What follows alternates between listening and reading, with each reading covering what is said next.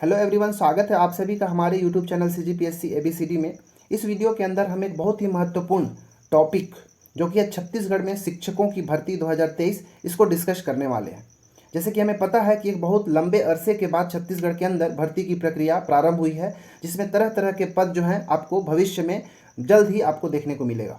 ठीक है, उसी में से छत्तीसगढ़ में शिक्षकों की भर्ती 2023 जो है इसके लिए जो आवेदन जो है उसकी शुरुआत कर दी गई, आवेदन भरना की शुरुआत हो गई है। यहाँ पे बता दिया गया है कि कितने पोस्ट रिलीज हुए हैं। ठीक है, उनके लिए पात्रता क्या होगा, योग्यता क्या होगा, आयु सीमा क्या होगी और चयन की प्रक्रिया क्या होगी, इन सारे चीज़ों को नोटिफिकेशन के माध्यम से बता दिया गया है। ठीक है, और भी बहुत सारे एग्जाम्स देखने को मिलेगा, जैसे जो वन रक्षक के लिए जो फिर से आवेदन मांगे जा रहे हैं कि जो लोग नहीं भर पाए थे वो उन्हें भरने का मौका दिया जाएगा, और आपको भविष्य में तरह तरह के एग्ज़ाम्स के लिए नोटिफिकेशन आपको मिलेगा। ठीक है, तो आप अपनी पढ़ाई को बहुत अच्छे से जारी रखिए, क्योंकि ये जो मौका है बहुत ही अच्छा मौका आप सभी के लिए होने वाला है, क्योंकि छत्तीसगढ़ के अंदर बहुत सारी कह सकते हो कि एक बम्पर भर्ती आने वाली है। ठीक है, आपको हमेशा इस कुछ महीनों तक आपको बारंबार देखने को मिलेगा। ठीक है ना।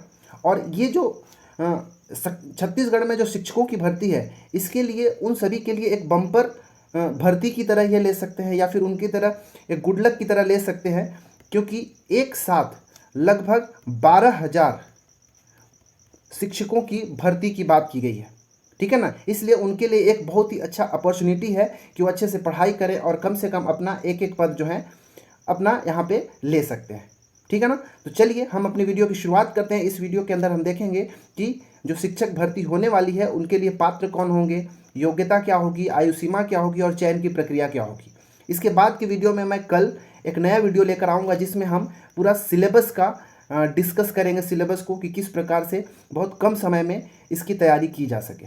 क्योंकि जैसे ही ये भर्ती स्टार्ट हो गई है, आवेदन स्वीकार किए जाने लगे हैं, तो बहुत कम ही समय आप सभी को मिलेगा इसके एग्ज़ाम्स की तैयारी करने के लिए। ठीक है ना। तो चलिए हम अपनी शुरुआत करते हैं और देखते हैं कि ये सारी जो प्रक्रिया है किस प्रकार से संपन्न होगी। देखिए, ये लोक शिक्षण संचालनालय द्वारा छत्तीसगढ़ जो है उसके द्वारा ये जारी किया गया था, और जैसे कि 4/5/2023 के द्वारा एक संक्षिप्त विज्ञापन के माध्यम से इस शिक्षक भर्ती का जो है उसका नोटिफिकेशन दिया गया था छत्तीसगढ़ शासन स्कूल शिक्षा विभाग के द्वारा। ठीक है ना, कि जिला में मतलब जितने भी जिले हैं उसमें जितने भी संवर्ग के रिक्त पदों की जो रिक्तियां हैं उन्हें भरने के लिए एक बोल सकते हो कि संक्षिप्त विज्ञापन दिया गया था। ठीक है, और फॉर्म के लिए लोगों को आमंत्रित किया जा रहा है।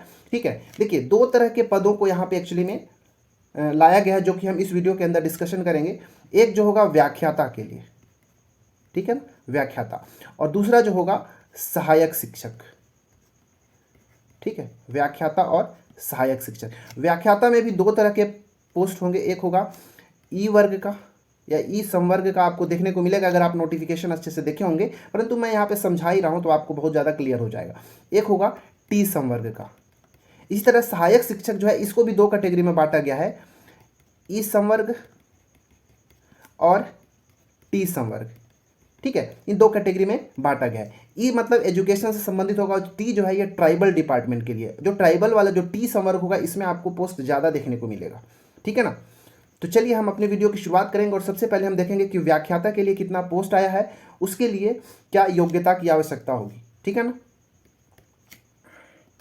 देखिए, व्याख्याता के लिए जो राजपत्रित द्वितीय श्रेणी के लिए जो वेतन मैट्रिक्स है जो कि लेवल नंबर 9 का है।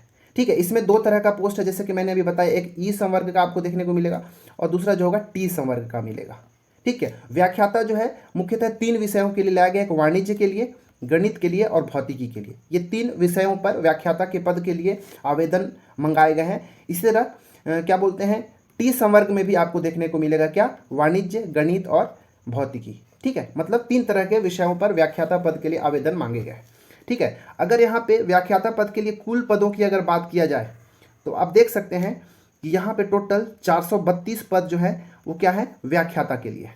उसमें से और भी कुछ पद और जोड़ सकते हैं, जो कि यहाँ पे आपको देख सकते हैं 26। ये 26 पद जो है किसके लिए, दिव्यांगों के लिए आरक्षित रखा गया है। आप चाहे तो इसका स्क्रीनशॉट ले सकते हैं और इसको अच्छे से समझ लेंगे कि किसके लिए कितना पद जो है यहाँ पे उनके लिए आरक्षित है। ठीक है, जैसे अगर मुक्त के लिए देखा जाए व्याख्याता के लिए तो टोटल 36, महिलाओं के लिए देखा जाए तो कोई ऐसा महिलाओं के लिए अलग से आरक्षित नहीं किया गया यहाँ पे अनुसूचित जाति के लिए। यहाँ पे इस कॉलम को भी देखिए, अनुसूचित जाति, अनुसूचित जनजाति। अनुसूचित जाति में महिलाओं के लिए कोई भी यहाँ पे आरक्षण देखने को नहीं मिलेगा, परंतु मुक्त के लिए टोटल 36 पद देखने को मिलेगा।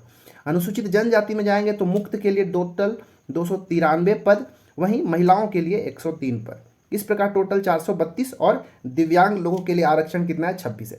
तो आप इसको यहाँ पे अच्छे से अपने अपने अकॉर्डिंग इसको समझ लेंगे, ठीक है ना। आगे देखते हैं, जो व्याख्याता पद है इसके लिए क्या न्यूनतम शैक्षणिक अर्हताएं होनी चाहिए वो हम देख लेते हैं, ठीक है। ये जानना जरूरी है। देखिए इसके बाद मैं इस स्लाइड के बाद आपको सहायक शिक्षक के लिए बताऊंगा, तो उसके लिए जो है न्यूनतम शैक्षणिक अर्हताएं अलग होगी और व्याख्याता के लिए अलग, बाकी सारी चीज़ें जो होगी कॉमन होगी, ठीक है। तो न्यूनतम शैक्षणिक योग्यता देखते हैं, अर्हताएं जो है व्याख्याता पद के लिए क्या क्या जरूरत पड़ेगा, ठीक है। ये व्याख्याता के लिए जैसे किसी भी मान्यता प्राप्त विश्वविद्यालय या संस्थान से द्वितीय श्रेणी में निम्नलिखित विषयों में किसी एक पर स्नातकोत्तर, मतलब क्या कि सेकेंड डिवीजन कम से कम उसको पास होना चाहिए। इसमें से किसी भी विषय पर, ठीक है, ग्रेजुएशन होना चाहिए, ठीक है, नहीं पोस्ट ग्रेजुएशन, स्नातकोत्तर बोला है ना, ठीक है, पीजी होना चाहिए। पोस्ट ग्रेजुएशन मैं यहाँ पे पीजी लिख देता हूँ। इसमें से किसी भी विषय पर, अगर वाणिज्य के लिए आप भर रहे हैं तो वाणिज्य में, गणित के लिए भर रहे हैं तो गणित में, या भौतिकी के लिए भर रहे हैं तो भौतिकी में, अपना अपना विषय यहाँ पे देख लेंगे। उसमें पीजी होना चाहिए, ठीक है, पोस्ट ग्रेजुएशन होना चाहिए और कम से कम सेकेंड डिवीजन से वो पास आउट होना चाहिए, ठीक है ना। और साथ ही साथ बीएड भी अनिवार्य है। मतलब आपको क्या चाहिए, पीजी प्लस बीएड, ये आपको अनिवार्य रूप से होना चाहिए, ठीक है। मतलब अगर आप वाणिज्य के लिए व्याख्याता के लिए भर रहे हैं तो वाणिज्य में आपका पीजी होना चाहिए, स्नातकोत्तर होना चाहिए, साथ ही साथ आपका बीएड होना चाहिए। गणित के लिए भर रहे हैं तो गणित में आपको गणित में पीजी होना चाहिए, मतलब एमएससी होना चाहिए, साथ ही साथ आपका बीएड होना चाहिए।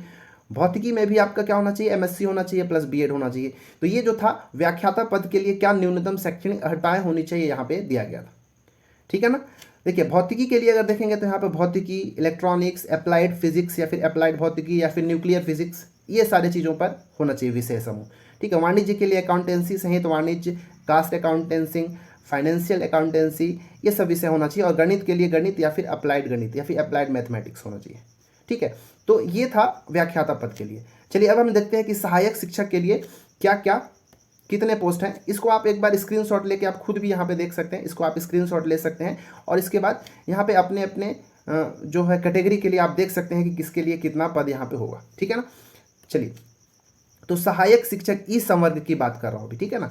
इसमें वेतन मैट्रिक्स लेवल 6 है और यहाँ पे अलग अलग जिलों में आप देख सकते हैं कि कितना कितना पद यहाँ पे दिया गया है। टोटल अगर देखेंगे तो यहाँ पे आपको 793 और दिव्यांगों के लिए 53, ये सब आपको देखने को मिलेगा। आप इसको एक बार अच्छे से देख लें। देखिए यहाँ पे जो पोस्टिंग होगा क्वालिफाई होने के बाद चयन के पश्चात, तो सरगुजा और बस्तर संभाग में आपको पोस्ट मिलेगा, ठीक है। सरगुजा और बस्तर संभाग के अंदर आपको ये सब पोस्ट देखने को मिलेगा। जैसे आप देख सकते हैं यहाँ पे सरगुजा और बस्तर संभाग के अलावा कोई भी यहाँ पे जिला नहीं है जहाँ पे आप पोस्टिंग आपको मिल सकता है, ठीक है ना।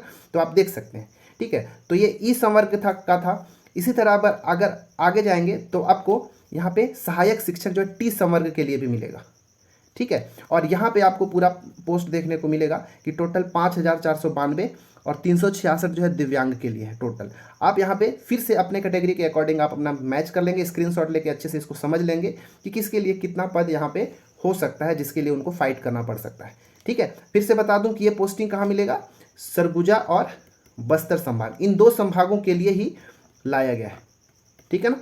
चलिए अब हम जो बच गया है सहायक शिक्षक ई वर्ग और टी संवर्ग जो है, इनके लिए हम देखेंगे कि क्या क्या योग्यता होना चाहिए, क्या आयु सीमा होना चाहिए, इन सारी चीज़ों का देखेंगे, ठीक है। अब देखिए कौन ऐसे होंगे जो सीधी भर्ती के लिए पात्र होंगे या फिर पात्रता की क्या शर्तें होनी चाहिए, ध्यान से समझना है इसमें, ठीक है। पहली बात क्या, सबसे ज़्यादा इंपॉर्टेंटली कि 1 जनवरी 2023 को उनकी न्यूनतम आयु सीमा कितनी होनी चाहिए, 21 वर्ष होना चाहिए, ठीक है। और 35 वर्ष की आयु पूरी न किए हों, ठीक है। देखिए ये जो है व्याख्याता पद के लिए और सहायक शिक्षक दोनों के लिए ये दिया हुआ है, ठीक है, कि उनकी पात्रता की शर्तें क्या होगी, ठीक है। तो ये देखिए पहला क्या कि 1 जनवरी 2023 तक उनकी आयु कितनी होनी चाहिए, 21 वर्ष पूरी हो गई हो। साथ ही साथ उनका उम्र, अगर वो जनरल कैटेगरी से है तो 35 वर्ष से अधिक ना हो, या फिर 35 वर्ष उसकी उम्र जो है पूरी नहीं हुई है, ठीक है, पहला चीज़। दूसरा क्या कि अगर वो अभ्यर्थी जो है अनुसूचित जाति या अनुसूचित जनजाति या फिर पिछड़ा वर्ग से है, ठीक है, गैर क्रीमी लेयर का है, तो उसको आयु सीमा में 5 वर्ष का उसको छूट मिलेगा। ठीक है, 5 वर्ष वो अपना जो 35 है उसमें आप 5 एक्स्ट्रा आप जोड़ के देख सकते हैं, 5 वर्ष की उनकी छूट मिल सकती है। ठीक है, अगर वो महिला है तो महिलाओं के लिए यहाँ पे 10 वर्ष तक का छूट दिया गया है, चाहे वो किसी भी वर्ग के हों। ठीक है, और निःशक्त जनों के लिए वो अलग है, उनके लिए छूट भी दिया गया है, जो कि आप अगर नोटिफिकेशन पढ़ेंगे पूरी तरीके से तो आपको और भी क्लियर हो जाएगा। तो ये बेसिक चीज़ था कि कौन कौन जो है इसके लिए पात्र होंगे। तो 21 वर्ष मिनिमम उम्र होना चाहिए और 35 वर्ष से अधिक नहीं होना चाहिए, पहली बात तो। अनुसूचित जाति जनजाति पिछड़ा वर्ग के लिए 5 वर्ष का छूट, महिलाओं के लिए 10 वर्ष का छूट। ठीक है ना, चलिए आगे बढ़ते हैं। आगे है कि जो सहायक शिक्षक है उसके लिए न्यूनतम क्या शैक्षणिक अर्हताएं होनी चाहिए। ठीक है, तो इसको ध्यान से समझना है। व्याख्याता के लिए मैंने समझा दिया था कि क्या होना चाहिए। अब जो है जो सहायक शिक्षक है, ठीक है, सहायक शिक्षक उनके लिए क्या न्यूनतम शैक्षणिक अर्हताएं होनी चाहिए। ठीक है, हम देखते हैं। पहला क्या कि वो हायर सेकेंडरी मतलब 12th ना, हायर सेकेंडरी मतलब 12वीं या फिर कह लो 12th में उनका न्यूनतम 45% अंक के साथ उत्तीर्ण होना चाहिए। कितना? 45% मार्क्स के साथ उनको उत्तीर्ण होना चाहिए, पहला कंडीशन। दूसरा क्या कि उनका या तो डीएड हो, ठीक है, या फिर बीएड हो, या फिर आप कह सकते हो कि बीएलएड हो। ठीक है, क्योंकि ये जो है शिक्षक प्रशिक्षण से संबंधित है कि डीएड और बीएड होना ही चाहिए। ठीक है ना, तो डीएड बीएड और बीएलएड इनमें से कोई भी एक चीज़ होना चाहिए। पहली बात क्या कि 12वीं में उनका 45% मिनिमम होना चाहिए, उससे अधिक चलेगा। इसके बाद डीएड बीएड या फिर बीएलएड उनका कोर्स किया हुआ। ठीक है, और तीसरा जो कंपलसरी होगा टीईटी जो सीजी टेट का एग्जाम होता है वो क्वालिफाई होना चाहिए। देखिए व्याख्याता वाले में सीजी टेट के लिए आवश्यक नहीं था। ठीक है, व्याख्याता के लिए सीजी जो टेट है या सी टेट है वो आवश्यक नहीं था। उसके लिए बस आपका क्या होना चाहिए कि पीजी होना चाहिए, साथ ही साथ बीएड होना चाहिए, बस इतना चीज़। परंतु जो यहाँ पे सहायक शिक्षक है उसके लिए आपको 12th में क्या होना चाहिए, 45% से ऊपर पास होना चाहिए। दूसरा क्या कि डीएड बीएड या फिर बीएलएड तीनों में से कुछ एक हो, या फिर अगला क्या होना चाहिए जो कि कंपलसरी है टीईटी का एग्ज़ाम उसको क्वालिफाई होना चाहिए, सीजी टेट का एग्ज़ाम। ठीक है ना, इतना सारा चीज़ आपको पता होना चाहिए जो कि न्यूनतम शैक्षणिक योग्यता है। अगर इतना चीज़ आपके पास है तो आप जो है सहायक शिक्षक के लिए फॉर्म जो है फिलअप कर सकते हैं। देखिए अब ये परीक्षा क्या है, देखिए समझते हैं। जो चयनित अभ्यर्थी होंगे मतलब जिनका सिलेक्शन हो जाएगा उनको 3 वर्ष के लिए परीक्षा अवधि में रखा जाएगा। अब 3 वर्ष के लिए उसको परीक्षा अवधि के लिए नियुक्त किया जाएगा। ठीक है, प्रोबेशन पीरियड में रखा जाएगा। ठीक है, और जो पहला साल होगा उसमें उनको पूरा 100% सैलरी नहीं दिया जाएगा। पहले वर्ष में उनको न्यूनतम 70% सैलरी दिया जाएगा, दूसरे साल में 80% दिया जाएगा और तीसरे साल में जाके 90% उनको सैलरी दिया जाएगा। ठीक है, परंतु उनको क्या होगा कि स्टाइपेंड के साथ कुछ अन्य भत्ते भी उनको दिया जाएगा। ठीक है, उनको कुछ स्टाइपेंड या फिर मानदेय साथ ही साथ दिया जाएगा। ठीक है ना, क्लियर है इतना। तो ये था परीक्षावधि। तो परीक्षावधि कितने वर्ष के लिए है भाई? 3 वर्ष के लिए प्रोबेशन पीरियड। ठीक है, आगे देखते हैं और क्या क्या इंपॉर्टेंट निर्देश है जो हमको पता होना चाहिए कि विज्ञापित पदों में 2019 में की गई सीधी भर्ती के दौरान रिक्त रह गए पद समाहित किया गया। ये जो विज्ञापन है जिसमें टोटल जो 12,000 कुल पद हमको देखने को मिल रहा है, इसमें ऐसे भी पद हैं, कुछ तो नए पद जोड़े गए हैं, परंतु कुछ ऐसे भी पद हैं कि जब 2019 का एग्जाम हुआ था तो कुछ पद जो है रिक्त हो गए थे, तो उस रिक्त पदों को भी इसमें इंक्लूड किया गया है। ठीक है, पदों की संख्या जो है परिवर्तनीय है, मतलब भविष्य में ये पदों की संख्या और घटाया या फिर बढ़ाया जा सकता है।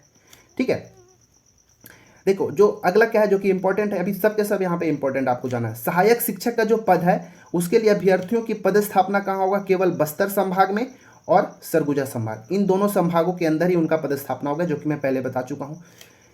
ठीक है, जो अभ्यर्थी होंगे वो छत्तीसगढ़ राज्य का निवासी होना आवश्यक है, किसी अदर स्टेट वाले नहीं भर सकते हैं। केवल सीजी स्टेट से जो बिलोंग करते हैं, जिनके पास यहाँ का डोमिसाइल है, वो ही इसके लिए पात्र होंगे। ठीक है, जो चयन परीक्षा के लिए छत्तीसगढ़ राज्य में सभी जिलों में इसका एग्जाम सेंटर होगा। ठीक है, सभी जिलों में। ठीक है, और क्या कि मेरिट सूची व्यापम द्वारा आयोजित चयन परीक्षा में आधार के पर लिया जाएगा। ठीक है, तो इसका जो एग्जाम लेने वाला है कौन है? व्यापम एग्जाम लेने वाला है। ठीक है, और जो व्यापम मेरिट जारी करेगा उसी के हिसाब से उनके लिए मेरिट सूची भी बनाया जाएगा। ठीक है, तो ये था इम्पोर्टेंट मुझे लगा कि जो शिक्षक भर्ती की तैयारी कर रहे हैं, बहुत लंबे समय से लगे हुए हैं, उनके लिए एक छोटा सा वीडियो बना दिया जाए ताकि वो उन्हें पता चल सके कि कौन जो है फॉर्म भर सकता है, योग्यता क्या होना चाहिए, आयु सीमा क्या होनी चाहिए, ये सारा चीज़। ठीक है, तो हम इसके बाद का जो कल वीडियो मैं लेकर आऊँगा, जिसमें मैं सिलेबस को बहुत अच्छे से डिस्कस करूंगा और ये भी बताऊंगा कि उसको कहाँ से पढ़ना है, बुक कौन सा प्रीफर करना है, इन सारी चीज़ों को मैं बताऊंगा। बस आप अपनी तैयारी को कंटिन्यू बना के रखें। अगर आप पहले से पढ़ के रखे हैं तो उसको भी आप रिवाइज कर सकते हैं। ठीक है, और बाकी जो मैं इंपॉर्टेंट वीडियो जो है आपको इस चैनल के माध्यम से प्रोवाइड करते रहूँगा। ठीक है, चलिए, वीडियो अगर अच्छा लगे तो लाइक करें, सब्सक्राइब करें, दोस्तों के साथ शेयर कर सकते हैं। ठीक है, चलिए मिलते हैं अगले वीडियो में, तब तक के लिए धन्यवाद।